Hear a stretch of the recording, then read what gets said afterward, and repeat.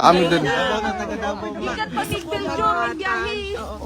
Gusto kong magbigay ng mensahe sa lahat ng ating mga kababayan kahapon, nung isang araw, ngayon, na patuloy na nagpapakita ng kanilang suporta sa ating dating Pangulo. Nakikita po natin yung kanilang mga peace rallies doon sa Pilipinas at sa iba't ibang lugar sa mundo. So, nagpapasalamat tayo na merong nagdadasal, marami ang nagdadasal, napakahalaga mo.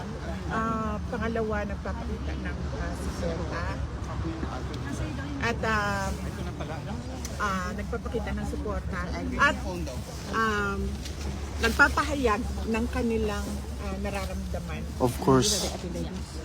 Huwag natin kalimutan na ang problema ng bayan ay hindi ang mga Duterte. Correct. Tama po. Ang totoong problema ng bayan, kayong lahat nandito kayo, nakikipagsapalaran kayo sa ibang bansa dahil walang oportunidad doon sa ating bansa.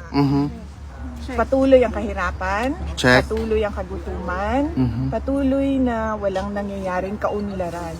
Nakikita nyo yung Netherlands, di ba? Yes po. Gusto natin maging Netherlands ang Correct. Bukas na ba, ma'am? Bakit ba hindi nangyayari yun? Yun yung tanong natin. Yes. Pag-president ka na, ma'am. Bukas na mag-president ka na. Bukas na. Ma'am, mag-president ka na, ma'am. Huwag natin kalimutan yun. Vale. Nandito lang kami para sa inyo. Ako ang problema Correct. dahil Kita po namin lahat yun. dahil Alam bakit po nga ba ako namin nagiging lahat. problema? Dahil Tanda. Maganda. Gwapang. Tungod sa kagwapa ni mo, kulbaan sila, VP. Bisag ako yung ano mo, muli na lang po, eh. well, yes, as I said earlier, our expectation is that we will be given permission to visit since we are already complying as we speak with all the documents that they are asking of us. And then the next is we truly pray and hope that the court will listen for our request just to move the initial appearance so that we can have time to sit down with the former president and discuss what are the ways forward in his cause. Yes, may problema.